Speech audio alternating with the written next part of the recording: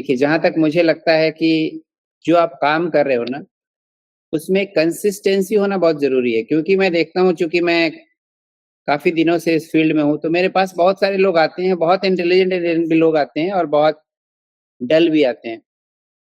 लेकिन मैं देखता हूँ कि जो टिक गया ना, वो जीत गया।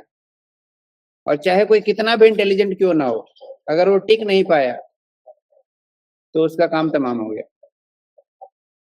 तो टिक करके कंसिस्टेंसी, पेशेंस के साथ बने रहना, ये अपने आप में एक अचीवमेंट है। क्योंकि मेरे पास ऐसे पचासों नाम हैं जो कि आए, कुछ 1 दिन के लिए आए, कुछ 2 दिन के लिए आए, कुछ 20 दिन के लिए, कुछ 2 महीने के लिए, कुछ 4 महीने के, कुछ लोग 8 महीने, कुछ लोग 1 साल भी टिके, फिर भी कुछ कर नहीं पाए। और जहाँ तक बात है कि क्या 2 काम, 3 काम एक साथ किया जा सकता है? देखो, यहाँ पे आपको 6 महीने और या तो 1 साल मैक्सिमम नेट क्वालीफाई करने के लिए, ज़ीरो से अगर आप स्टार्ट करते हैं, तो 1 साल बहुत है, मोर देन इनफ। लेकिन 1 साल आपको झोंक देना है बिल्कुल उसमें, बाकी सब काम साइड। अगर आप पीएचडी कर रहे हैं, तो पीएचडी को 1 साल के लिए विराम लगा देना है। जो आप काम कर रहे हो, जो जॉब लेना चाहते हो, उस पे फ़ोकस कर दो, या तो पीएचडी पे फ़ोकस कर दो। पीएचडी खत्म करनी है, उसको कर लो। जो प्रायोरिटी है उसको, उसके पीछे लग जाना है, उसको, बाकी को छोड़ देना है।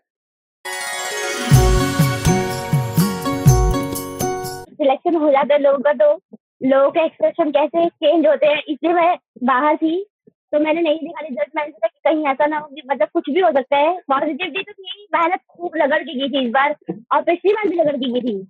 मतलब ये है कि मतलब जो करना है अच्छे से करो, मत करो नहीं करना तो मतलब छोड़ दो, क्यों टैग लगना यार, कर रहे हैं।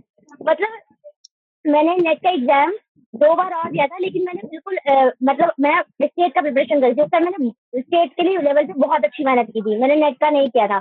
लेकिन मेरे को ये था कि किसी के कहने में मैंने ये था कि हाँ कंपटीशन पता चलता है।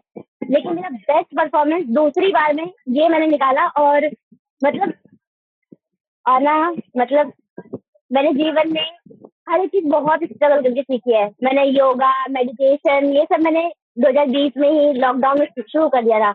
लेकिन आपके आने के बाद ना जिंदगी जैसे बहुत बदल गई, मतलब इतनी अच्छी हो गई। हर एक चीज इतना स्ट्रक्चर्ड मैनर में मिला आपसे, और आपका हेल्प, आप प्रोफेसर हैं, आपका, आपने मेहनत की, आपने इतने करोड़ लाखों करोड़ रुपए खर्च किए। अगर आप कमा रहे हैं तो गलत क्या है इसमें? कोई कहता है कि कमाने के लिए, आप तो कमाएंगे नहीं क्या भाई, मेहनत कर रखी है।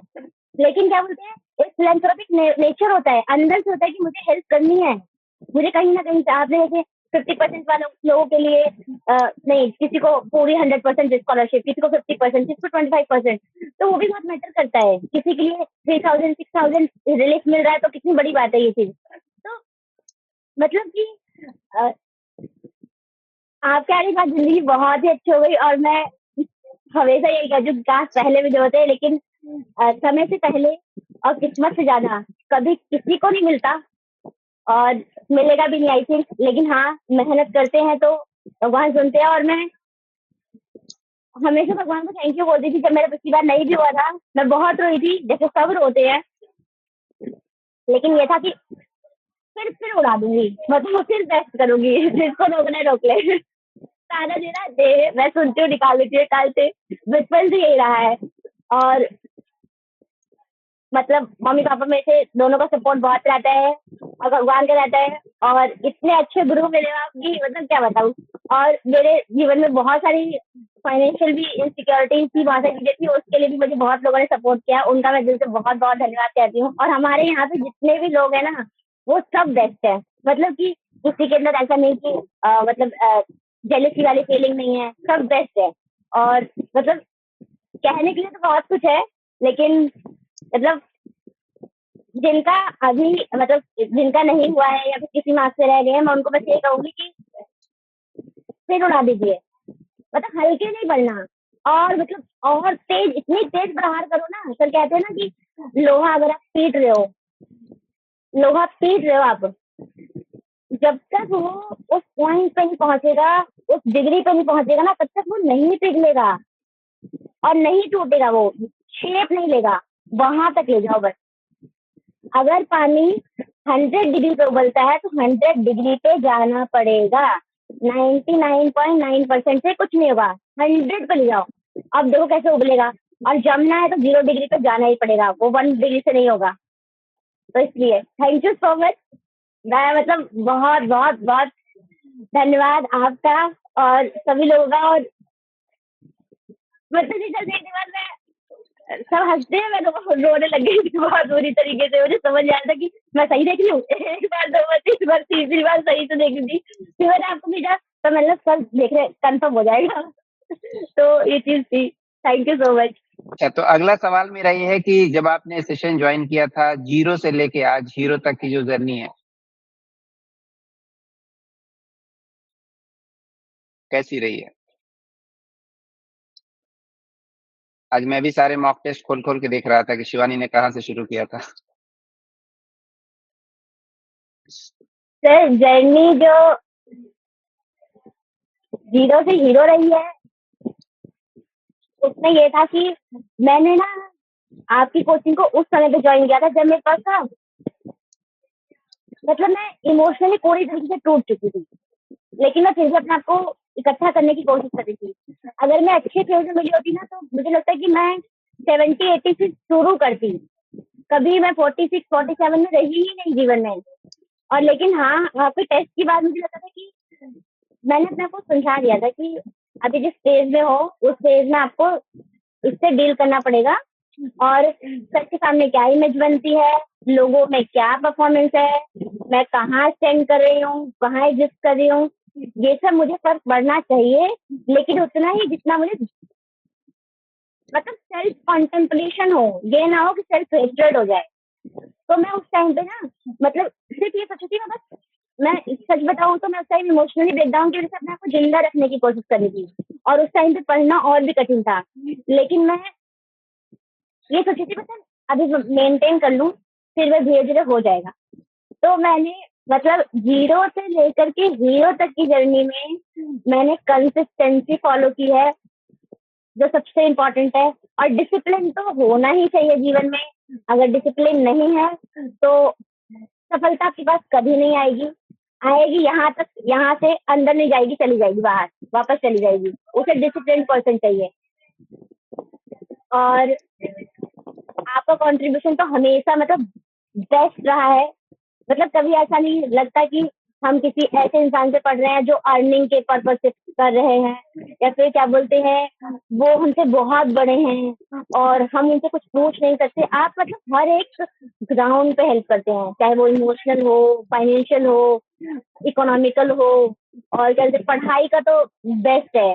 तो जब मेरे 46%, 48, 49, 50 और जब गिरते थे, और जब मैं क्लास में बिल्कुल 70 पोजीशन पे आती थी, तो मुझे दर्द बहुत होता था।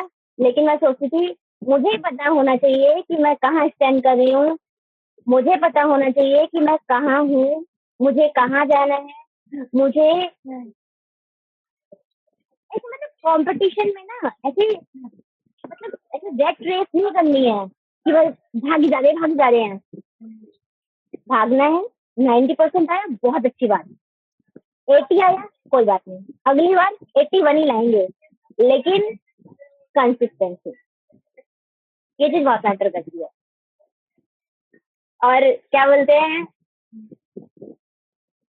टेस्ट जब भी हो जाए, मतलब मैं पहले सोच रही थी ना जब शुरू किया था, हद है, अभी तो कोचिंग शुरू की है, अभी मॉक टेस्ट। और मतलब कि मैंने सर को बोला कि मैं दे सकती हूँ, सर ने बोला हाँ। मतलब यार थोड़ा सा तो समय देना चाहिए। लेकिन फिर उस टाइम समझ नहीं आ रहा था मेरे को। उस टाइम ऐसे बेइज्जती करा करके अपने आप को करा ली सर, बहुत अच्छा, वेरी गुड, ऐसे करती थी अपने आप से। उसके बाद फिर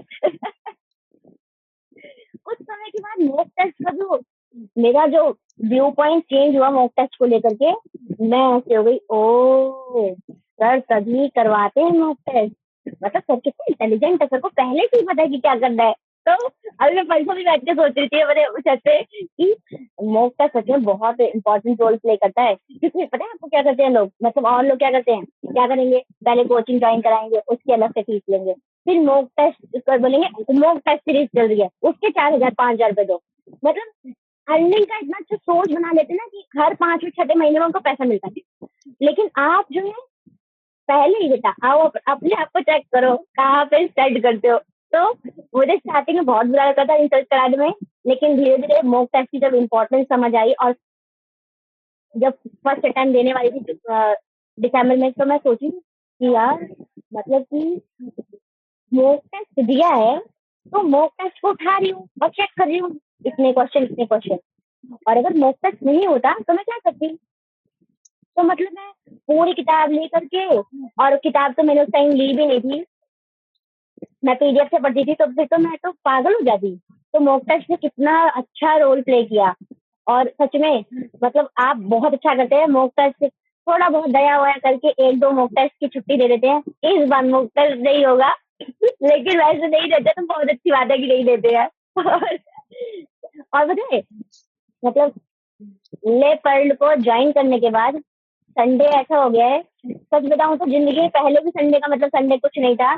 संडे मतलब ही मंडे ही है, 7 दिन काम करना है, 7 दिन पढ़ना है।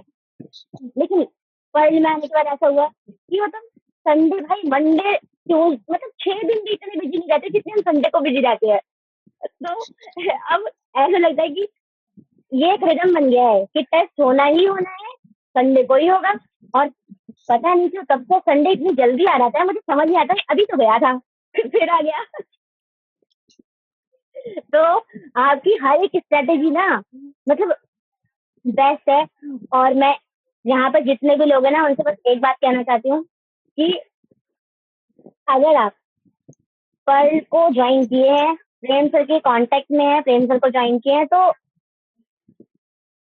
सारा काम छोड़कर जितने कल्याण हो रहे हैं सारे कल्याणकारियों समाज और सारी संस्थाओं को छोड़ करके अगर नेट जीआरएफ और ये पीएचडी असिस्टेंट प्रोफेसर की फील्ड में जाना है तो सर पूरा पैकेज लेकर बैठे हैं। रिसर्च प्रपोजल लिखना है आइए, रिसर्च थीसिस लिखना है आइए, पेपर्स लिखना है आइए, इंटरव्यू देना है आइए तो सब कुछ छोड़ करके बिल्कुल झोंक दीजिए अपने आप को, झोंक दीजिए अपने आप को। और एक बात और, नीलू ने जो कही थी कि मतलब नीलू से कोई कुछ होता ना कहती है कि ना ट्रेन पर जो होमवर्क देते हैं वो होमवर्क कीजिए। मुझे स्टार्टिंग में बड़ा अजीब लगा, अरे मैम बस इतना ही बताती है, लेकिन फिर मैं वही करती थी, लेकिन मेरे लिए तो बहुत बड़ी बात नहीं थी वो। लेकिन धीरे धीरे समय के साथ मुझे लगा मैम सही कहती है, जिसको कुछ नहीं समझ आ रहा ना सर बोल रहे हैं करना शुरू कर दो, ब्लाइंडली मत फॉलो करो। लेकिन फिर भी भाई अब आप आए हो कल्याण करवाने के लिए ही आए हो, फीस दिए हो, जिम्मेदारी दी हो, खुद अकाउंटेबल हो, तो फिर जब वो कह रहे हैं तो कर लो, नहीं होगा तो फिर भैया उनसे डिस्कस करना कि सर क्यों नहीं हुआ, या खुद से पूछना कि मैंने क्या किया जो नहीं हुआ। तो आपकी एक एक स्ट्रेटेजी बहुत ही मतलब कॉन्टेम्पलेटेड होती है, बहुत सोच समझ के करते हैं। और लाइफ में मेहनत का तो कोई सब्स्टिट्यूशन नहीं है। और चाहे आप 1 तारीख को पैदा होइए, चाहे 2 को, 3 को, 4 को, 5 को, 9 तक, 10 तक, कितने भी तारीख को पैदा हो जाइए, हार्डवर्क का कोई सब्स्टिट्यूशन नहीं है। एस्ट्रोलॉजी को फॉलो करना बहुत अच्छी बात है, आप जिसको भी फॉलो कीजिए, हार्ड वर्क का कोई सब्स्टिट्यूशन नहीं है। कुछ लोगों की जिंदगी होती है जो थोड़ी सी मेहनत करने पे ज्यादा मिल जाता है, लेकिन उनको ये याद रखना चाहिए कि आगे जाके मौके पर गिर सकते हैं। तो अपने आप को उतना बनाइए कि जहाँ पे हैं, अगर यहाँ पहुंच गए तो यहीं पे रहें, यहाँ से अगर ऊपर नहीं जा रहे हैं तो नीचे ना जाएं। तो यही चीज है। Thank you so much. आपने पूरे सेशन में कितने क्लास मिस किए, कितने मॉक टेस्ट मिस किए? मैंने एक भी क्लास मिस नहीं की और एक भी मॉक टेस्ट मिस नहीं किया।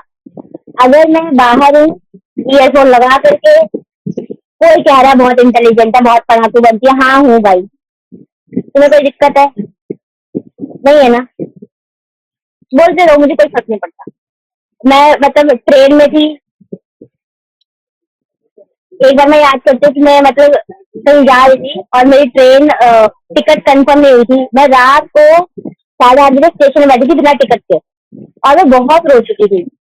उस दिन मैं क्लास अटेंड कर रही थी, मेरी उस क्लास की रिकॉर्डिंग में पीछे के ट्रेन का वो भी आया होगा, और मैं क्लास मिस नहीं की, एक भी मिस नहीं की, और मॉक टेस्ट भी नहीं। चाहे ट्रेन में हूँ, इंटरनेट नहीं है, अपना एक्स्ट्रा रिचार्ज किया है, जो भी कुछ किया है आपको बता दिया है, लेकिन फिर किया ही किया है। और अगर छोड़ी नहीं, एक भी क्लास में छोड़ी, और अगर जैसे नेटवर्क नहीं था, मिस हो गई, फिर दोबारा रिकॉर्डिंग देखा है कि क्या छोटा हुआ मेरा। जितने इंस्ट्रक्शंस आपको दिए गए उसमें कितना परसेंट आपने दिल से फॉलो किया? दिल से इंस्ट्रक्शन, जैसे आप होमवर्क देते थे कि ये करके आना है, ये करके आना है, ये पीडीएफ, ये वो, तो मैं कहूंगी कि मैंने ईमानदारी से 95% तो किया ही है। 95% किया है। मतलब कई बार ऐसा हुआ है कि खाना नहीं खाया, 2 बजे का लंच 3 बज गया, 3:30 बज गया, जब तक पूरा नहीं होगा उठूंगी नहीं। पतली हो जाऊं कोई बात नहीं, जिंदा रहूंगी तो खाऊंगी। नहीं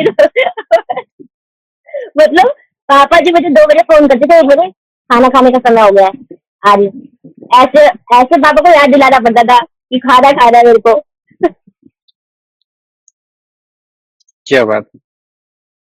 इस पूरे जर्नी में काफी सारे लोगों का क्रिटिसिज्म सुनना पड़ा होगा। How did you handle this?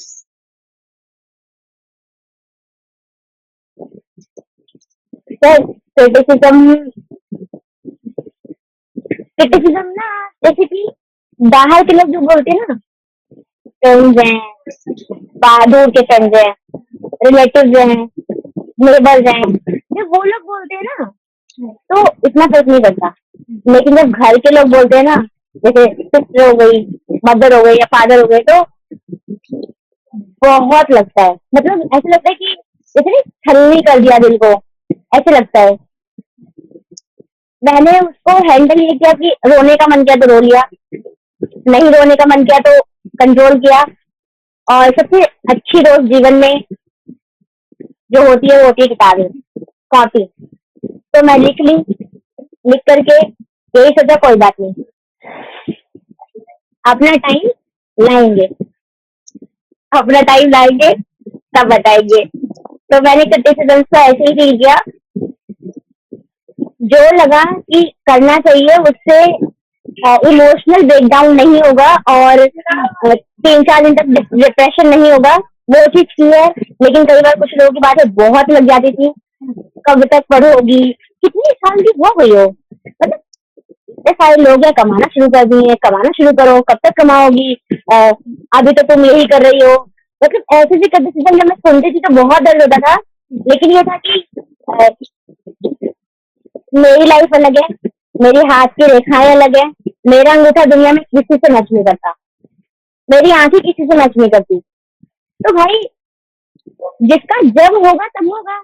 मेरे हाथ में है ना, कर्मान्य अधिकार माँ फले से पता चला, जो फल है वो अपने हाथ में नहीं है, कर्म जो है अपने हाथ में है। लेकिन कभी कभी लगता है कर्म भी अपने हाथ में नहीं है। जब भगवान को कराना होगा ना, तो वो उस चीज को ऐसे स्पीड में करा देंगे कि लगेगा अरे इतना आसान था, मैं तो इतनी टेंशन ले रही थी। और जब नहीं कराना होगा तो हम टेंशन में ही उसको पोस्टपोन करते रहते हैं। लेकिन टाइम मैनेजमेंट का जो कोर्स है ना, वो तो जन्नत था। मतलब इतना जन्नत क्या बताऊं, मतलब ऐसा कि एलिफेंट था। स्टार्टिंग में तो ऐसा लगा कि जिससे जब सबसे ज्यादा भागते हैं वही पीछे पड़ गया भाई। अब मतलब एलिफेंट टास्क पड़ गया। और सबसे बड़ी बात, आप मतलब आपके कोर्स आपने इतनी मेहनत से सीखा है। पता है सर मेरी आदत क्या है, मतलब मैं ऐसी हूँ ना कि जब मुझे कोई वैल्यूबल लगता है ना, नॉलेजेबल लगता है, तो मैं ना उसका अप्रिशिएशन करती हूँ, चाहे किसी को बुरा लगे तो लगे। तो मैं उनकी अप्रिशिएशन हमेशा करती हूँ। भाई मैं कर रही हूँ, वो वैल्यूबल इंसान है इसलिए कर रही हूँ, चाहे किसी को लगे या नहीं। तो आपने जो कोर्स सीखा, और सबसे बड़ी बात, आपके कोर्स में ना सेल्फ कॉन्टेम्पलेशन इतना होता है, सेल्फ इंट्रोस्पेक्शन। पहले तो खुद ही डिसाइड करो एलिफेंट टास्क कौन सा है, और खुद ही करो उसको। तो ये चीज मतलब टाइम मैनेजमेंट ने मेरा बहुत हेल्प किया। मैं सबसे ज्यादा जो भागती थी ना, सबसे लास्ट में ये काम करूंगी, बिल्कुल बिल्कुल पसंद नहीं है, पोस्टपोन हो जाएगा अगले दिन। लेकिन टाइम मैनेजमेंट ऐसा था कि रात में सुकून मिलता था, हाँ जोरदार के गया लेकिन कर लिया। और ऊपर से पनिशमेंट, वो तो भाई गजब थी। अच्छा, बहुत सारे स्टूडेंट का ये एक मिथ रहता है कि स्टेप बाय स्टेप जीआरएफ करना है, पहले नेट क्वालिफाई करो फिर जीआरएफ क्वालिफाई करो। तो सारे मिथ को तोड़ा आपने और बोला नहीं ऐसा कुछ भी नहीं है। What is your opinion about that? मतलब बहुत सारे लोग यही बोलते हैं कि अभी हम नेक्स्ट कर रहे हैं, नेक्स्ट कर लिया है, अब हम जीआरएफ करेंगे। तो क्या बोलते हैं, ऐसा कुछ नहीं है। अगर आपकी मेहनत एक टाइम में 75% है तो आप नेक्स्ट करेंगे। मतलब मैं वेरी कर सकता है ये, मैं बस एक आइडिया ले रही हूँ। 75% है तो नेक्स्ट कर लिया। और जब आप नेक्स्ट टाइम मेहनत करते हैं, 6 महीना फिर रगड़ते हैं, तो आपकी मेहनत हो सकती है कि 90 पे पहुंच जाए, तो आप जीआरएफ करते हैं। तो मेरी लाइफ में ऐसा हुआ कि मैंने जहाँ से शुरू किया, पहली बार मैंने कुछ नहीं किया, मेरा हुआ ही नहीं। और दूसरी बार ऐसा हुआ कि मैंने, मतलब जब आप डिसाइड कर लो ना कि मुझे करना है, तो पहली बार में ही सोचो कि हिट करना है, उड़ा देना सीधा, ऐसा सोचना है। और अगर नहीं हुआ ना तो कोई बात नहीं, दूसरी बार में तो सही देंगे। और मतलब मेरे को ये अचीवमेंट मिले अभी कुछ 1 घंटे हुए, आई थिंक 1 घंटे 1.5 घंटे। लेकिन मतलब मैं यही कहूंगी कि ये मिथ है कि पहले आप नेक्स्ट कीजिए, फिर जेआरएफ कीजिए, फिर असिस्टेंट प्रोफेसर की तरफ जाइए। ऐसा नहीं है। अगर आप पहली बार में ही बॉइलिंग पॉइंट पे पहुंच गए हो, तो बॉइलिंग पॉइंट मना थोड़ी करेगा। 100 डिग्री पे तो आ गए हो, लेकिन पहली बार आए हो ना, इस बार नहीं उबालूंगा, अगली बार उबालूंगा।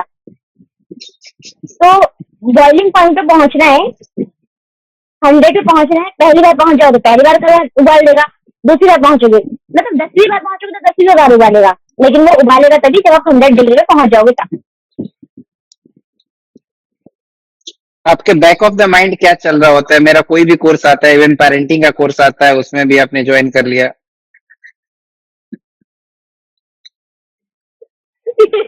ये तो बात है कि मतलब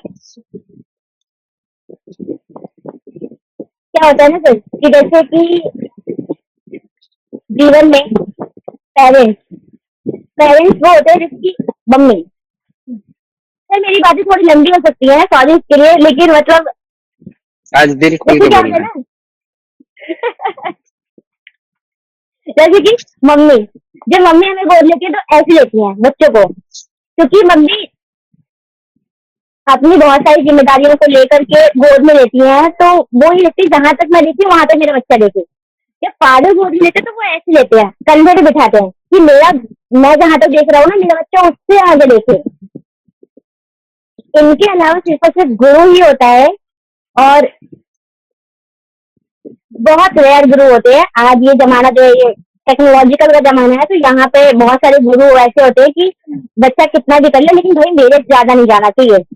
ऐसे टीचर होते हैं, मैंने देखा है, मैंने खुद देखा है। तो आप उनमें क्या है कि मैं यहाँ तक जा रहा हूँ ना, आप आगे तक जाओ, मतलब आप पूरा हाथ पूरा सपोर्ट करते हैं, आप जाइए।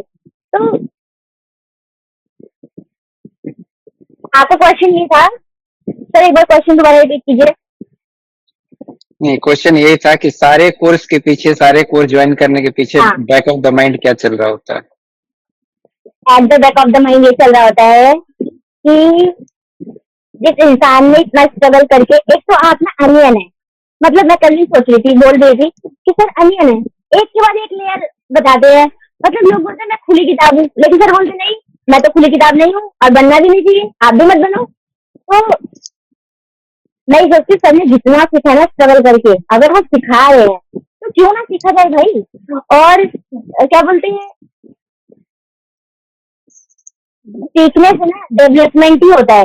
और पेरेंटिंग वाले में तो मैं खूब हंस रही थी अपने ऊपर कि भैया पेरेंटिंग मतलब पेरेंट्स को लेना है, तुमको थोड़ी लेना है। फिर मैंने कहा कि वैसे तो सब सोचते हैं इस एज में आकर के कि हाँ हम भी कभी पेरेंट्स बनेंगे, लेकिन मैं सोचती हूँ भाई मैं किसी की सिबलिंग हूँ, और मतलब मेरे नीज है, नीफ्यूज हैं, तो मैं उनको क्या गाइड करूंगी। जैसे भाभी बच्चे को मारने लग गई, अब वो मारने लगे, उनको देखकर मेरी हार्ट बीट तेज हो गई, भाई पिट रहा है क्यों पिट रहा है। अब मुझे कुछ गाइडेंस होगी, सीख रखी होंगी, तो मैं अपना ही कर दूंगी, उनको समझाऊंगी, उनको समझाऊंगी। तो मैं हर कोर्स जो आपका आता है ना, मैं इसी माइंडसेट से ज्वाइन करती हूँ, कुछ तो सीखने को मिलेगा। और ना बहुत कम लोग होते हैं जो ना सिखाने के लिए आते हैं, बहुत सारे लोग ना सिर्फ अपना उल्लू सीधा करने आते हैं, वो सिर्फ और सिर्फ अपना एडवर्टीजमेंट कह लीजिए, अर्निंग कह लीजिए। लेकिन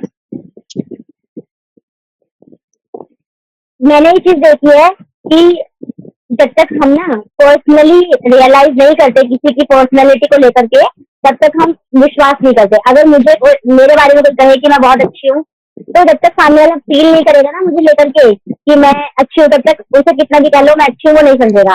तो मैंने आपके नेचर में, आपके बिहेवियर में, पर्सनैलिटी में ये चीज देखी है कि आप फिलेंथ्रोपिक नेचर के हैं। आपके हर कोर्स में ना आपको ये फ्री में भी करते हैं ना, वैसे फ्री में कुछ नहीं मिलता।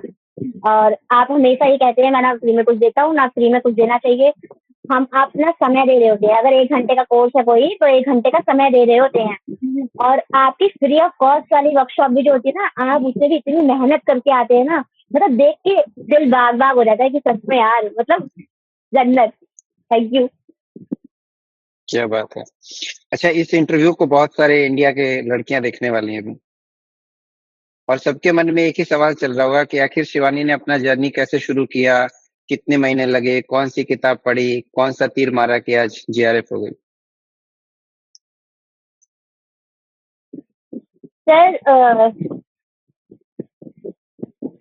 जैसे कि तीर मारना जो है, अ, जो भी लोग देखेंगे, मैं उनको बस ये कहना चाहती हूँ कि आप किसी भी प्रोफेसर, किसी भी टीचर, किसी को भी फॉलो कीजिए, कोई भी कोर्स मटेरियल यूज कीजिए। पहले तो बहुत डिसाइड कर लीजिए कि मुझे इनको फॉलो करना है। चाहे उसके लिए ना 20 दिन 25 दिन ले लीजिए, डिसाइड कर लीजिए। और फिर डिसीजन लेने के बाद पूरा उनको फॉलो कीजिए। जैसे मैंने आपके में आपको ज्वाइन करने के बाद पीडीएफ बहुत दिन तक पढ़ी थी। मतलब मैंने किताब नहीं खरीदी थी क्योंकि उस समय मैं मतलब नहीं खरीद पाई थी, तो मैंने सोचा कि मैं पीडीएफ से ही पढ़ूंगी। मैंने बहुत सारे नोट्स भी बनाए थे और मैंने ये सोचा था कि मैं पीडीएफ से कर लूंगी। लेकिन जब बहुत मेहनत करने के बाद भी कहीं ना कहीं मैं लैग कर गई, तो मैंने ये सोचा कि बुक लेना, तो वैसे तो मैं सच बताऊं तो मैं बुक खरीदने में बिल्कुल पीछे नहीं हटती। मतलब जैसे कपड़े ना हो, कपड़ा एक से तो चलेगा, लेकिन बुक होनी चाहिए, क्योंकि स्टूडेंट का जो हथियार हथियार जिसे कहते हैं वो हमारी बुक ही है। उसके अलावा हमारे पास कोई डिस्टेंस नहीं है हमारी। लेकिन मैं पहले सोच रही थी ना, थोड़ी स्मार्ट बन गई थी, सोची थी पीडीएफ लिख डालूंगी। और जब लिखना शुरू की, 1 हफ्ते में बुखार चढ़ गया। इतना भैया लिख ही नहीं पा रही हूँ, कंप्लीट ही नहीं हो पा रहा है। तो फिर सोचा कि ठीक है, मैंने पढ़ पढ़ के खूब पीडीएफ को एक एक 2 2 3 3 बार पढ़ा। फिर मैंने ये बुक मंगाई। उसके बाद थोड़ा चीजें आसान हो गई कि बुक में लिखना, एडिट करना शुरू कर दिया और रिवीजन करना शुरू कर दिया।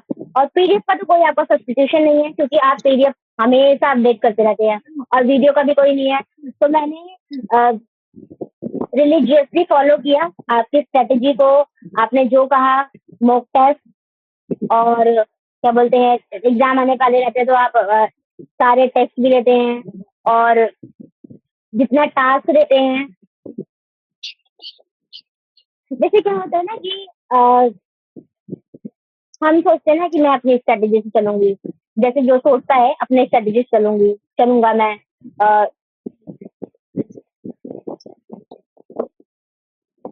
जो समुद्र होता है ना, नदी जो होती है, समुद्र जो होता है, उसमें जो गोता लगा के आया है ना, उनको पता है कि हीरा कहाँ है, मोती कहाँ मिलेगा, उनको पता है। तो अगर आपको वो इंसान मिल गया है, तो उस इंसान को फॉलो करना आपका फर्ज बनता है और आपकी जिम्मेदारी बनती है, और आपका अपने प्रति लॉयल्टी होने का प्रूफ है कि आप अपने आप को अंधेरे में नहीं रखें। आप अपने आप को उजाले में रख रहे हैं। आप ऐसे इंसान को फॉलो कर रहे हैं जो इंसान वहां तक जा चुका है, जिसको रास्ता पता है। तो मेरा कहना ये है कि आप प्रेम सर को फॉलो कीजिए, किसी और सर को फॉलो कीजिए, किसी मैम को फॉलो कीजिए, लेकिन रिलीजियसली फॉलो कीजिए। और हाँ, एक बात मैं जो कहना चाहती हूँ, हमारी डिस्कशन जो है सर आपके साथ थी, ये जो टाइम है ना, अब जो नेट का पेपर बन रहा है, वो ऐसा नहीं है मैं तो ना सेल्फ स्टडी से कर लूंगा, सेल्फ स्टडी से हो जाएगा। नहीं होगा भाई। मतलब 2 साल दोगे, 3 साल दोगे, अगर आप करते हो ना, बहुत अच्छी बात है। मतलब बहुत अच्छी, मतलब उससे अच्छा कुछ है ही नहीं अगर सेल्फ स्टडी से करते हो। लेकिन इस टाइम पे ना जो वहाँ पे नेट में पेपर बनाने बैठे ना, वो सब बहुत ज्यादा कल्याणकारी हैं। वो ऐसे बच्चे को चाहते हैं कि मतलब ऐसे जुगाड़ू बच्चा ना पहुंच जाए असिस्टेंट प्रोफेसर बन करके, कि बच्चों का बिल्कुल मतलब बच्चे रो रहे हैं कि कौन सी गलती किए थे, कौन से कर्म का हम फल मिल रहा है, ये ऐसा प्रोफेसर मिल गया हमको। तो नेट वाले जो है, इसलिए क्वेश्चन को घुमा घुमा जितना घुमा पा रहे, 360 डिग्री घुमा रहे हैं, जितना घुमा। मैं तो कहती हूँ, मैं तो कुछ क्वेश्चन तो ये नहीं कहती कि धरती से आ रहे हैं, पाताल से आ रहे हैं, कुछ क्वेश्चन पाताल से आते हैं। तो उसके लिए ना आपको एक अच्छी गाइडेंस में रहना बहुत जरूरी है। और जहाँ आपको 1-to-1 गाइडेंस मिल रहा है, बहुत अच्छी बात है, उससे बढ़िया तो कुछ नहीं। लेकिन हाँ, आप कसम खा लीजिए अपने आप से,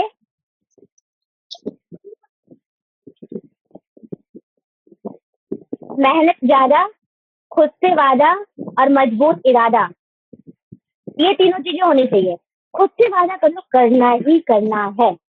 और ना सच बता रहे हैं कि ना, मतलब जैसे कि जब से ये एनटीए वाले ना नेट और नेट जीआरएफ असिस्टेंट प्रोफेसर के एग्जाम को इतना कंपलसरी कर दिए कि पीएचडी में एडमिशन के लिए भी नेट करना ही पड़ेगा। तब से तो ऐसा हो गया कि बीए करने से पहले ना सोच लो कि हम नेट निकालेंगे, और अगर नहीं निकालेंगे ना तो मत करो, बीए में बेकार, मतलब रद्दी है, वो कूड़े के भाव चली जाएगी। क्योंकि आप कहीं जाओगे किसी स्कूल में भी, आजकल तो 8वीं 10वीं बच्चों को पढ़ाने के लिए भी मैम पीएचडी है, मैम नेट है, नहीं तो ऐसा रहता, आप आए क्यों नहीं, जाएंगी या हम आपको निकालें।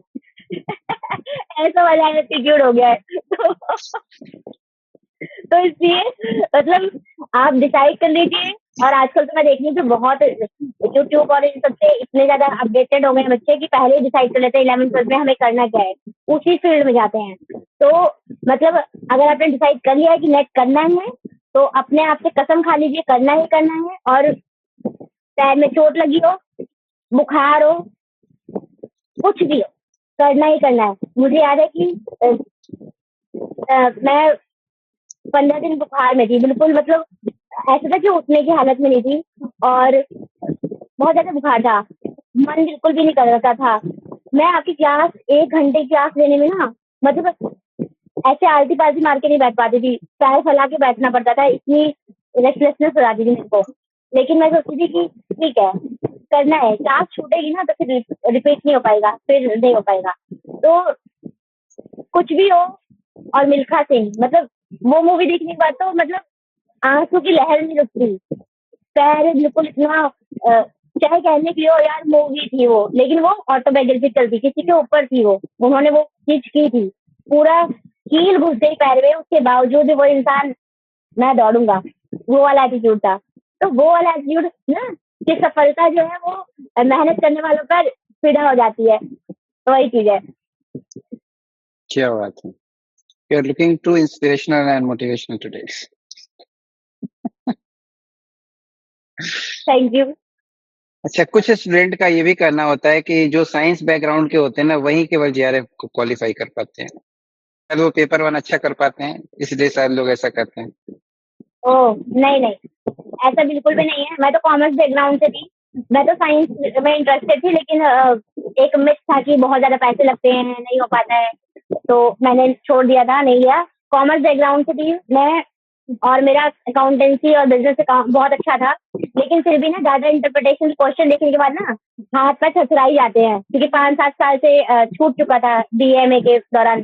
तो ऐसा बिल्कुल भी नहीं है कि साइंस के स्टूडेंट जीआरएफ करते हैं। एग्जाम्पल की मैं भी हूँ। और उसके अलावा जो है यूनिट वाइज अगर आप वो कर लें, एक कैटेगरी बना लें कि मैं इस 4 यूनिट में अच्छी हूँ पेपर 1 में, और 4 यूनिट में कोई भी क्वेश्चन आ जाए जाना नहीं चाहिए बाहर। और लेकिन एनटी वाले इतना गेम खेलते हैं ना, मैं क्या बताऊं, मतलब कई बार किसी यूनिट में से 5 क्वेश्चन दे देते हैं और किसी में से 2 यूनिट क्वेश्चन देते हैं। तो ये भी नहीं होता कि चलो भैया 50 क्वेश्चन है, 5-5 क्वेश्चन आएगा तो चलो 4 यूनिट में से 20 क्वेश्चन तो उड़ाई देंगे। वो भी एटीट्यूड नहीं होना चाहिए, क्योंकि वो पेपर बनने से भी बाउंसिंग क्वेश्चन देते हैं, पता है से धरती से नहीं देते। तो लेकिन ये सोच लो कि 4 यूनिट में से बहुत अच्छी यूनिट है मेरी, तो 4 क्वेश्चन जाना चाहिए, 16 क्वेश्चन तो मेरे हाथ में होने चाहिए। और मतलब किसी चीज से डरना नहीं है, क्योंकि ना वो ना पेपर 1 करवा ही इसलिए रहे हैं ताकि आप जब आप कॉलेज में जाओ ना, तो आप किसी भी स्ट्रीम के बच्चे से मिलो तो आपकी इंसल्ट ना हो, आपको ये हो कि मुझे ये आइडिया है, ये ना हो कि अब जैसे कितनी बढ़िया पेपर 1 का सिलेबस उन्होंने, teaching aptitude, research aptitude, communication comprehension, mathematical reasoning aptitude, data interpretation, information communication technology, people development environment, higher education system, मतलब कैसे उन्होंने कितना एक चीज नहीं छोड़ी धरती पे की जो मतलब मिस हो जाए। आप कोई भी टर्म बोलिए पेपर 1 में इंक्लूड होगा ही होगा, मतलब स्विच की स्पीसीज हो गई, कंप्यूटर का कुछ हो गया, और डाटा इंटरप्रिटेशन में तो देते ही देते हैं ये, और ट्रेन इस गति से जा रही है तो इस गति पे क्या होगा, और इतने अंडे हैं थैले में तो इतना परसेंट क्या होगा। तो वो चाहते हैं कि आपकी कहीं इंसल्ट ना हो, और आप ये ना सोचे कि मैं इंग्लिश लिटरेचर की हूँ तो मैं सिर्फ और सिर्फ इंग्लिश लिटरेचर के बच्चों के सामने तो मैं ऐसे मतलब मैं ज्यादा हूँ, मेरे से अच्छा कोई नहीं है, और मैथ वाले बच्चे हो तो आप ऐसे चलो कि मतलब सुन रहे हो वो इंसल्ट किए जा रहे हैं। तो एनटीए वाले बहुत समझदार हैं, और तो वो इसलिए दे रखे हैं कि आपकी कहीं इंसल्ट ना हो, आप जहाँ रहो वहाँ अपनी एक अलग छाप लेकर रहो कि हाँ मैंने ये चीज इतनी पढ़ी है, इतनी पढ़ी है, ऐसे रहे। तो इसलिए साइंस वाले बच्चे जेआरएफ करते हैं, ये मिथ है, लिटरली मिथ है, और आर्ट्स वाले बच्चे भी करते हैं, कॉमर्स वाले भी करते हैं, और साइंस वाले करते तो बहुत अच्छी बात है। अब ऐसे देखें तो बीटेक वाले यूपीएससी क्रैक करते हैं तो बहुत अलग स्ट्रीम है। कुल मिला के पैशन होता है, मतलब जो मैं सबसे इम्पोर्टेंट बात कहूंगी, वाई, सबसे इम्पोर्टेंट। मतलब आपने एक बार एक क्वेश्चन पूछा था तो मैंने सबसे पहला पॉइंट मेरा वाई था। जब वाई क्लियर होता है ना तो मतलब कोई कुछ भी कहे, कहीं भी जाना हो, शायद नहीं रुकते। वाई क्लियर होना चाहिए, मुझे करना है तो करना है। और हाँ, विकल्प तो रखना ही नहीं चाहिए, विकल्प वो लोग रखते हैं जो विकलांग होते हैं। मैं तो हमेशा यही सोचती हूँ, मैं हर बात पे ये कहती हूँ, मैं आपने देखा कि बस मैं मैसेज करके मैं लिखती हूँ ऑप्शन नहीं है। ऑप्शन नहीं है, मैं सब तो ऑप्शन रखने नहीं चाहिए। और अगर आप कुछ लोगों का नेचर होता है जो रखते हैं ये नहीं तो वो, और मुझे बहुत सारे लोगों ने ये थोड़ा सिखाया, बताया भी, उनके पॉइंट ऑफ व्यू में ये अच्छा हो सकता है कि मैं रखूं, लेकिन मैं जैसे जैसे मम्मी मम्मी एक होती है, माँ ने जन्म दिया है, तो मैं जब मैं एक फील्ड की तरफ फोकस रहेगा ना तो मैं उसके प्रति अकाउंटेबल और वो मेरे प्रति अकाउंटेबल होंगे। और अगर मैं 4 जगह रहूंगी ना तो मेरी अकाउंटेबिलिटी कोई नहीं लेगा, वो तो बोलेगा तुम तो ये भी कर रही थी, तुम तो ये भी कर रही थी, तो मेरे ऊपर क्यों मुसीबत मर रही हो, तुम चारों करना चाहेगी इसलिए कुछ नहीं हो।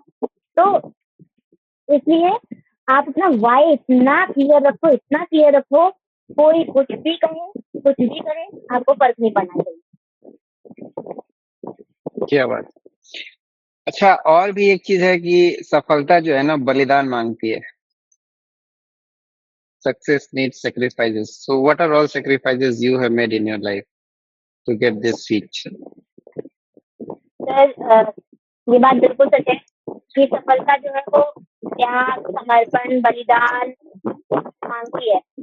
अब जैसे कि 5 ही सीट है तो 5 सीट 100 लोगों की तो मिल नहीं पाएगी, 5 ही लोगों को मिलेगी, और 5% में आने के लिए 95% में से ही फाइट करके जाना पड़ता है।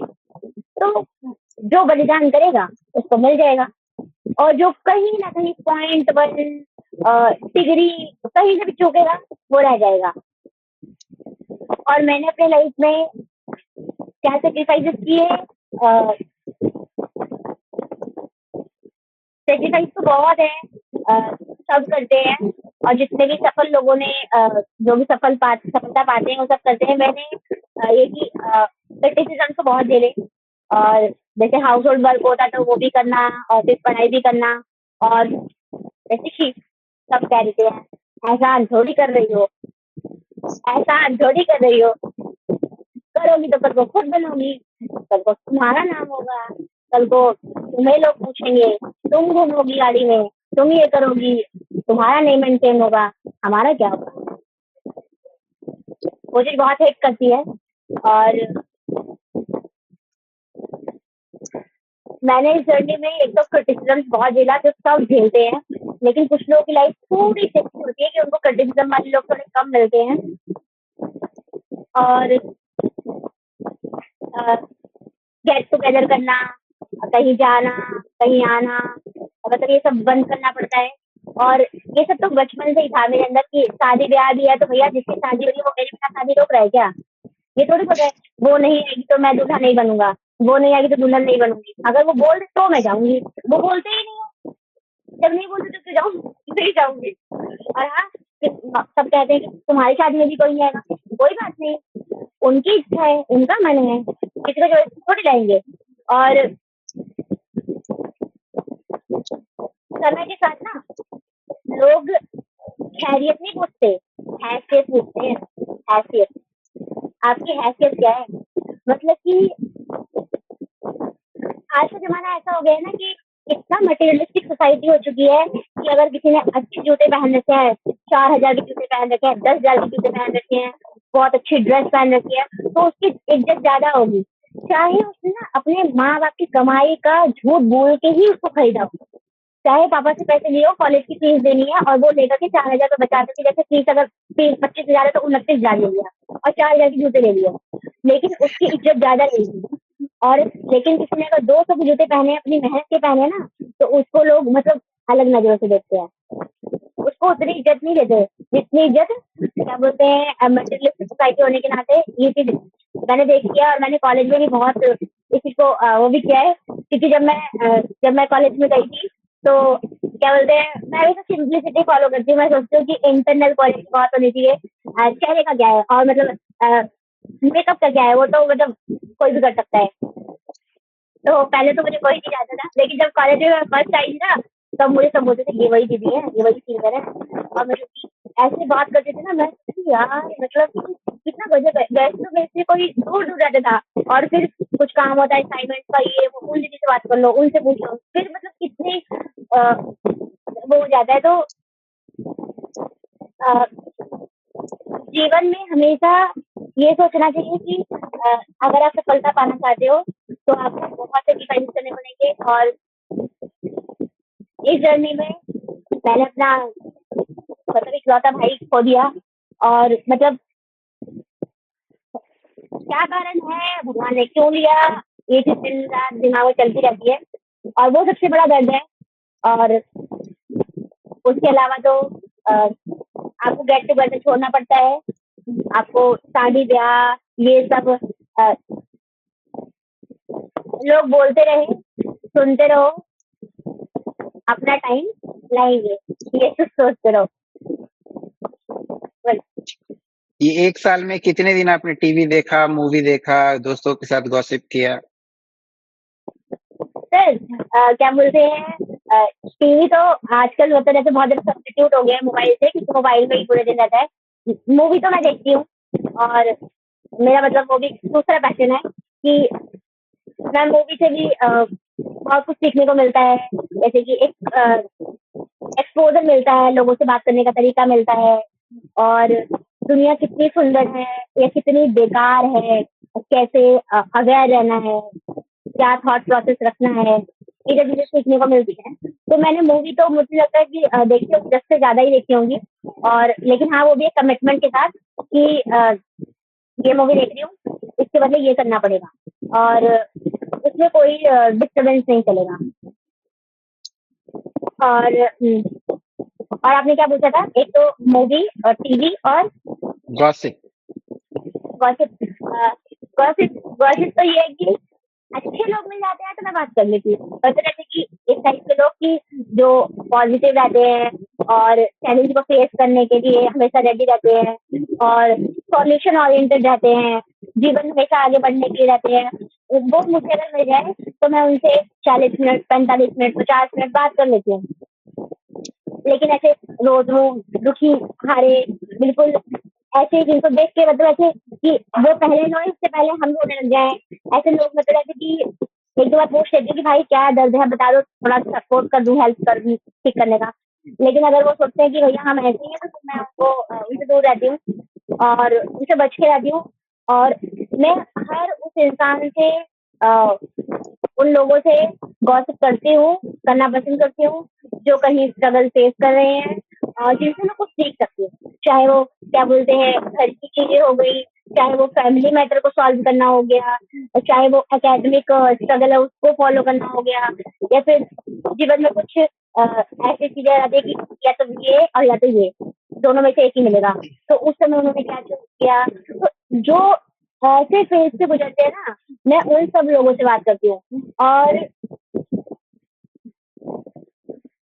मैंने एक चीज़ मतलब पहले मेरे अंदर बहुत ज़्यादा थी, मैंने वो चीज़ बंद कर दी, कम कर दी। जैसे कि जैसे क्या होता है ना कि किसी के पास किसी ने कोई प्रॉब्लम बताई, जैसे आप कहते हो, मतलब आप कहते हो कि आप किसी को सॉल्यूशन ना दीजिए, आप बस ना उसको सुनिए। जैसे मेरी आदत ये थी, किसी ने दर्द बताया, मैं सोचती अभी सॉल्यूशन ये कौन सा दिमाग में आ रहा है, तुरंत बता देती थी और मैं बोल दी, उसके बाद वो फिर और दर्द बताया जा रहा है, तो मैं सॉल्यूशन दे देती थी भाई। लेकिन फिर मैंने सीखी आपसे कि आप उसको ना सिर्फ सुनते रहो, वो थोड़ी देर बाद खुद ही सॉल्यूशन देने लग जाएगा। तो वो आपके पास सॉल्यूशन मांगने नहीं आया, वो सिर्फ और सिर्फ अपनी सुनाने आया है। और ना आप उसे सुनते समय अपना एटीट्यूड पॉजिटिव रखिए। ये ना हो कि वो आपके दिमाग में कचरा डाल के चला गया और आप अपसेट हो गए। ये चीज होती है, किसी का दर्द सुनने के बाद बहुत दर्द होता है, लेकिन वहां से पॉजिटिविटी निकालिए। अगर वो सुनने लायक है तो उसको बताइए, और नहीं तो अपने तक रखिए, अपने पॉइंट ऑफ व्यू अपने डायरी में लिखिए और वहां से ये सीखिए कि मुझे क्या नहीं करना है, और अगर मैं इस स्टेज में होती तो मैं क्या करती, और इन्होंने जो किया इससे नुकसान ये हुआ तो मेरा भी हो सकता है। तो मैं गॉसिप में जो है और मैंने एक चीज बंद कर दी, बिकॉज ये थी कि सजेशन करना किसी को, मतलब ज्यादा ज्ञान नहीं देना चाहिए किसी को, जो उसको फॉलो करता है। और जैसे कोई परेशान है, कुछ दीदी ये नहीं हो रहा, या फिर मैम ये नहीं हो रहा, या फिर कोई भी है, कोई भी रिलेशन में है, कोई रिलेटिव है, उसको एक पॉइंट बताइए, उसको 2-3 दिन ऑब्जर्व कीजिए। अगर वो उस चीज को करता हुआ नजर आ रहा है तो आप उसको और बताइए, और अदरवाइज बंद कर दीजिए। पहले मेरा ये था कि मैं अपना ना बहुत एनर्जी एक्सर्ट कर देती थी बता देने में कि भाई इसका कल्याण होना चाहिए, अपना 1 घंटा जा रहा है कोई दिक्कत नहीं, कल्याण करना बहुत जरूरी है। तो मैंने ये चीज बंद कर दिया। तो गॉसिप भी कीजिए, अच्छे लोगों से कीजिए, मूवीज भी देखिए, ये सब करना अच्छी बात बुरी बात नहीं है, लिमिट में रहिए। और देखिए सुपर। अच्छा, आजकल मल्टीटास्किंग का बड़ा ट्रेंड चला हुआ है।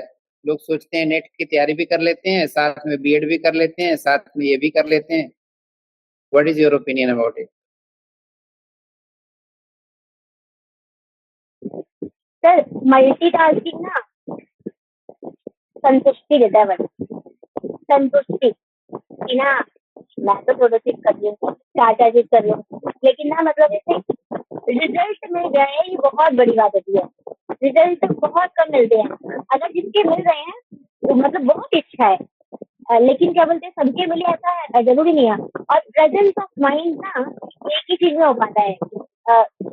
मैंने भी ना ये चीज बहुत सारी वीडियोस देखने के बाद मल्टीटास्किंग करना शुरू किया था कि मैं खाना खा रही हूँ और जैसे मन नहीं लगा खाना खाने में, अकेले रहती तो मैं मोबाइल लेती हूँ खाना खाते खाते बहलाने के लिए खुद को। लेकिन मैं ना दोनों में से एक चीज कर पा रही थी, या तो खाना 2 घंटे में खत्म होगा, और या तो जो देखती हूँ वो 2 घंटे में खत्म होगा, मतलब एक समय पर एक ही चीज हो पा रही है। तो मतलब कि मल्टीटास्किंग ना पॉइजनस है। आप टेक्नोलॉजिकल एडवांसमेंट एरा में रह रहे हो, 21st सेंचुरी चल रही है, जेन जी जेन अल्फा चल रहा है, आपको कंपटीशन करने के लिए दो ही हाथ दो ही पैर भगवान ने दिए हैं और एक ही दिमाग दिया है, उसी का इस्तेमाल करना है। लेकिन आप उसी में सेल्फ इंट्रोस्पेक्शन लेकर आइए, और ये सोचिए कि एक चीज करने के बाद रिजल्ट मिल जाएगा ना, वो चीज ज्यादा इम्पोर्टेंट होगी। 4 चीज करने के बाद चारों का रिजल्ट नहीं मिलेगा ना, तो उसका पेन भी बहुत ज़्यादा होगा। तो इसलिए मतलब ना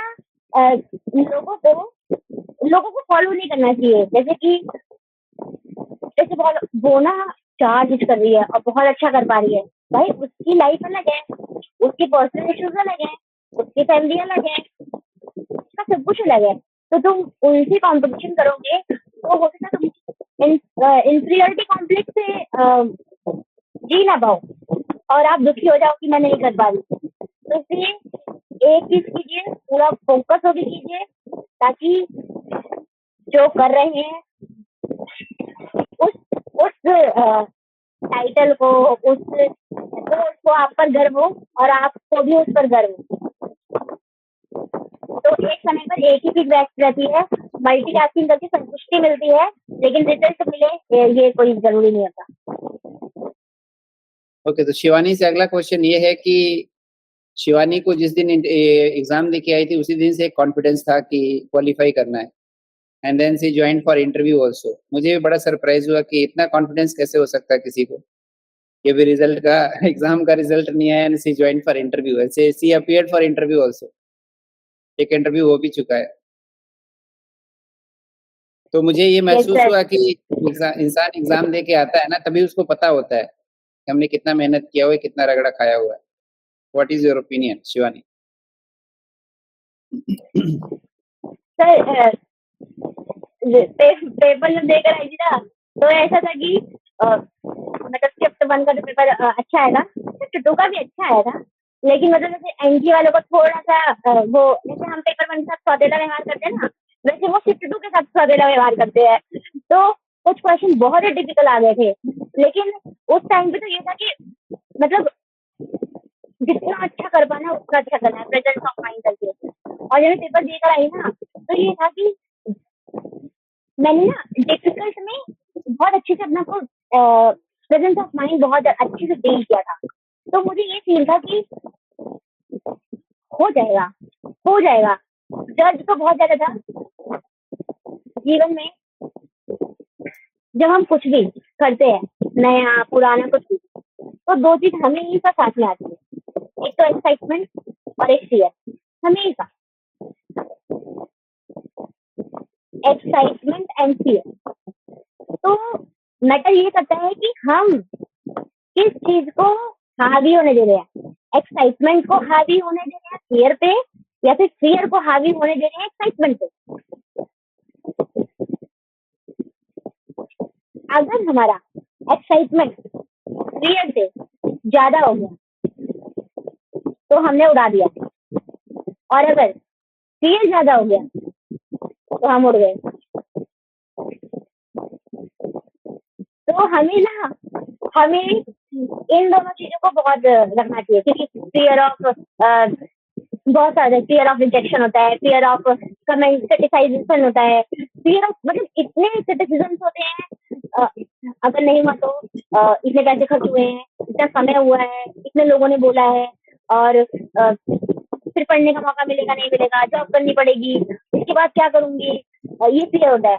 और एक्साइटमेंट अगर हो गया तो मतलब उसके बाद ये करूंगी, उसके बाद ऐसे करना है, उसके बाद ऐसे करना है, फिर सर से पूछेंगे, फिर ये करेंगे, फिर ये करेंगे। तो एक्साइटमेंट एंड फियर दोनों होता है। तो हमें एक्साइटमेंट को ना थोड़ा थोड़ा थोड़ा ऊपर ले जाना है। और इंटरव्यू ज्वाइन करने का ना, तो मैं सोचा कि ज्यादा से ज्यादा क्योंकि इंसल्टी होगी ना, मतलब मैं बोलती ना, लोग बोलते कि बेइज्जती हो गई, मैं तो ये सोचती हूँ, इज्जत बनाई है अभी इज्जत ही नहीं है, पहले बना तो लो, तभी तो बेइज्जती होगी। वो बेइज्जती होने के लिए पहले इज्जत होनी चाहिए। तो पहले बेइज्जती करा के हो सकता है इज्जत मिल जाए। तो इसलिए मैंने ना ज्वाइन कर लिया था कि कुछ ना कुछ सीखने को ही मिलेगा, और उसमें से पॉजिटिव निकालना मेरी जिम्मेदारी है। मैं उसमें से क्या निचोड़ कर दूंगी वो मैं डिसाइड करूंगी, तो मैं बेस्ट ही रहूंगी, और सर तो है ही बेस्ट। तो इसलिए मैंने ज्वाइन किया था। और ये था कि अगर नहीं होगा तो लोग क्या कहेंगे, बहुत स्मार्ट बन रही थी ज्यादा, मतलब कि वो नहीं कहते पाव पसा रही है जैसी लामी सोच, उतना ही पैर फैलाओ जितने की कम्बल है, ज्यादा ज्यादा करेंगे, इंसल्ट ही करेंगे, हो जाएगी कोई बात नहीं। तो इसकी वजह से ज्वाइन कर दिया था। और मेरे को बिल्कुल आश्चर्यजनक नहीं था मेरे लिए कि मैं ज्वाइन कर रही हूँ। मेरे को ऐसा कि करना है, इंसल्ट होगी होगी और इसी फील्ड में जब जाना है, जब करना है, जब ठान ही लिया तो पीछे क्यों हटना। सही कहते हो। And once again, congratulations to all the three lioness. Thank you very much. Thank you sir. बहुत बहुत धन्यवाद थैंक यू सर।